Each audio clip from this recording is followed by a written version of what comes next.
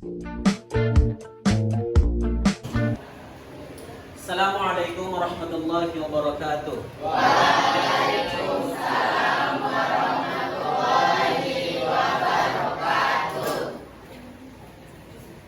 Silahkan disiapkan. Banduk siap. Berdoa mulai.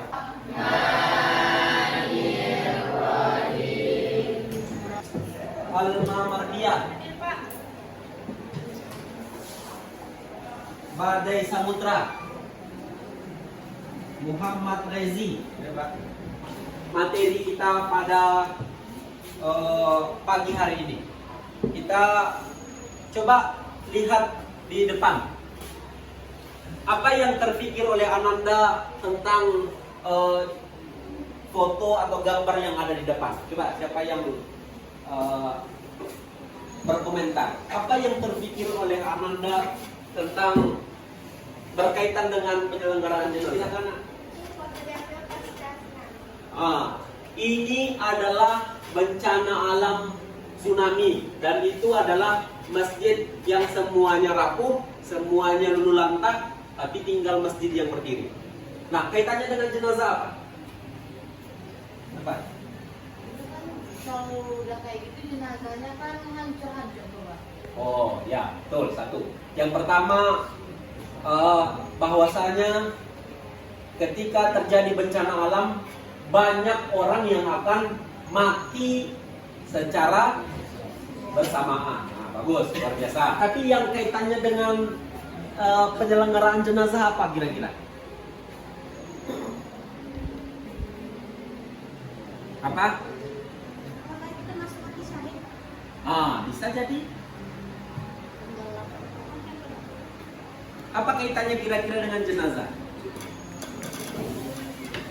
Kullu nafsin dha'iqatul maut. Apa artinya? Setiap yang bernyawa pasti akan merasakan kematian.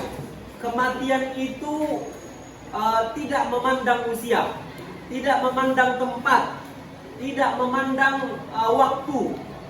Bisa jadi waktu kita siap atau tidak siap, waktu kita muda atau sudah tua, waktu kita sehat atau sedang sakit. Tetapi maut itu akan datang menghampiri kita. Itu adalah suatu kepastian. Itu maknanya yang pertama. Yang kedua, ini nanti akan banyak timbul pertanyaan. Yang pertama, bagaimana menyolatkan ketika mayitnya banyak yang meninggal? Bagaimana kalau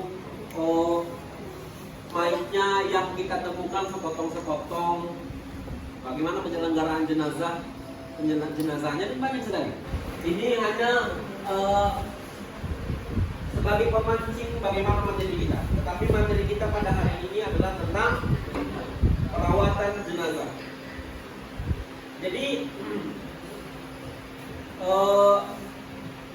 perawatan jenazah itu ada empat tahapan. Yang pertama memandikan, yang kedua mengkafani, yang ketiga yang keempat menguburkan. Tetapi sebelum itu ada beberapa materi yang harus kita kuasai. Apa dia? Yang pertama tentang takziah. Kita harus tahu apa makna takziah itu sebenarnya. Kemudian ziarah kubur sebelum kita masuk materi perawatan jenazah. Jadi takziah itu adalah berkunjung kepada keluarga yang meninggal dunia. Hukumnya sunnah, bahkan menjadi wajib apabila jenazah muslim tidak ada yang mengurusnya. Jadi hukum menyelenggarakan jenazah adalah fardu kifayah atau wajib kifayah. Artinya apa? Apa artinya? Wajib bagi kita semua untuk menyelenggarakannya. Ketika tidak ada yang menyelenggarakan jenazah itu, maka bermasalah kita semua umat Islam. Kemudian takziah. Takziah sebaiknya dilakukan sebelum jenazah dimakamkan agar dapat membantu mengurus jenazah. Paling tidak mensolatkan, kemudian mengantarkan jenazah ke kuburan. Jadi takziah itu bukan hanya berdiri di luar rumah jenazah, rumah ahli bait, kemudian di situ tuh bercerita orang lain, tidak, atau berbicara yang membuat ahli bait itu tersinggung, tidak boleh. Tujuan dari penyelenggaraan jenazah, tujuan dari takziah itu bagaimana kita menghibur keluarga dan menyelenggarakan, minimalnya ikut mensolatkannya dan mengiringinya ke pemakaman. Ziarah kubur, berziarah itu sesungguhnya mengingatkan kita kepada mati. Jadi boleh ziarah itu. Jadi ketika kita ziarah ternyata siapapun kita, sekuat apapun kita, sekaya apapun kita, sebanyak apapun harta kita akan kembali kepada Allah Subhanahu wa taala. Hidup ini sementara. Sama dengan orang musafir, kemudian dia berhenti untuk minum. Nah, saat minum itulah kita hidup di dunia ini. Itu maknanya ziarah kubur itu. Kemudian yang terakhir adalah menguburkannya.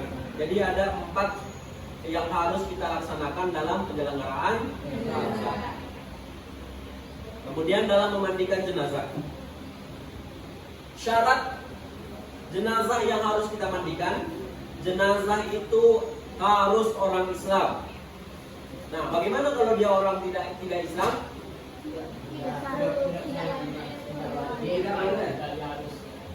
Tidak wajib bagi kita untuk memandikannya. Kemudian jenazah itu didapati tubuhnya walaupun jadi seperti yang di awal tadi, dia tidak ditemukan tubuhnya. Berarti bagaimana hukum menyelenggarakan jenazahnya, memandikannya? Tidak kita temukan bagian tubuhnya. Berarti tidak wajib, tidak ada hukumnya bagi kita untuk memandikannya. Tapi kalau dapat tubuhnya sedikit, misalnya tangannya atau kepalanya atau kakinya, itu tetap wajib kita mandikan bagian tubuh yang tertinggal. Atau dimakan oleh binatang buas misalnya, kemudian tinggal kakinya, atau tinggal kepalanya, atau tinggal separuh, tetap kita selenggarakan jenazahnya. Tetap kita mandikan jenazahnya ya. Kemudian bukan mati syahid. Kalau dia mati syahid tidak wajib, tidak wajib dimandikan jenazahnya. Kemudian yang memandikan ini paling penting. Yang memandikan jenazah harus sejenis, kecuali suami. Boleh memandikan istri atau sebaliknya, atau mahramnya. Ada pertanyaan dari sini? Mahram, dia masuk mahram itu boleh? Boleh, tetapi tidak dianjurkan kecuali dia darurat ya. Ini makanya di sini, ini kan anak perempuan bagi ayahnya kan mahram, ya kan? Jadi ketika masih ada saudaramu laki-laki, silahkan dia saja yang menyelenggarakannya jenazah. Kemudian yang kedua, perawatan jenazah yang kedua adalah mengkafani. Dalam mengkafani ini maksud dari mengkafani sebenarnya membungkus jenazah dengan kain. Jadi hukum mengkafani jenazah adalah fardu kifayah, wajib kifayah bagi orang-orang Islam yang masih hidup. Jadi kita yang hidup wajib kita mengkafani jenazah. Yang ketiga adalah mensolatkan jenazah. Jadi dalam mensolatkan jenazah ini juga harus kita ketahui syarat-syarat sahnya sholat jenazah. Yang pertama, seorang yang menyolatkan syaratnya adalah orang Islam, suci dari hadas besar dan hadas kecil. Ini adalah rukun dari sholat jenazah. Kemudian yang terakhir adalah menguburkan jenazah. Bapak sudah menyediakan LKPD atau lembar tugas kita. Jadi nanti ini akan kita kerjakan secara berkelompok. Demikian materi kita tadi sudah membahas secara panjang lebar tentang penyelenggaraan jenazah. Setelah itu kita sudah diskusi juga. Sekarang sebagai akhirnya kita sudah memberikan juga LKPD kepada Ananda semuanya. Silakan kelompok 1 dipresentasikan hasilnya. Baiklah, kami dari kelompok 1 akan membacakan hasil diskusi kami. Isi kandungan dari Ali Imran ayat 146, yaitu setiap yang bernyawa pasti akan mati atau menerima ajalnya, baik dalam keadaan sehat ataupun sakit, baik orang kaya ataupun miskin, dan bagi orang yang siap maupun yang tidak siap pasti akan menerima ajalnya atau mati. Terima kasih. Kita berikan aplaus dulu kepada Bagaimana kami akan menjelaskan tata cara pengurusan jenazah yang kedua yaitu mengkafani. kita sudah mengetahui dan sudah punya ilmu tentang penyelenggaraan jenazah. Warahmatullahi wabarakatuh. Waalaikumsalam.